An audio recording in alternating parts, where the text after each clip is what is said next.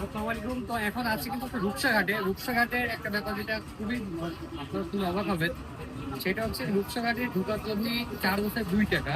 আর এই যে নদীটা পার হয়ে এখান থেকে ট্রলারে উঠে যদি আপনি কোন পারে নদী চলে যান এর জন্য ভাড়া দেওয়া পড়ছে 4 টাকা, মানে টোটাল 4 টাকা 2 টাকা 6 টাকা। তো সবচেয়ে মজার ব্যাপার এই সময় এসেও যে বাংলাদেশে মানে 4 টাকা দিয়ে নদী পার হওয়া যায় বা এত কম টাকায় যে একটা যানবাহন ব্যবস্থা রেখেছে এটা কিন্তু অনেক বড়। তবে হ্যাঁ, এই অঞ্চলের মানুষ বলে কি এটা আরো কম ছিল আগে। এখানে কিন্তু 2 টাকা বা 1 টাকা দিয়ে একটা সময় ঘাট পার হয়েছে, কিন্তু এখন কালের পরিক্রমায় জ্বালানির দাম বাড়ার ফলে বা যারা পারাপার করে তাদের তো একটা রুজি রুটির ব্যবস্থা দরকার আছে, সেই জন্য কিন্তু এখানে তারা এখন 4 টাকা করে পারাপার যদি ভাড়া দিচ্ছে। মজার ব্যাপারটা কিন্তু এটাই যে ট্রলার গুলো লোড হয়ে কিন্তু পুরোপুরি এবারে চলে যাচ্ছে।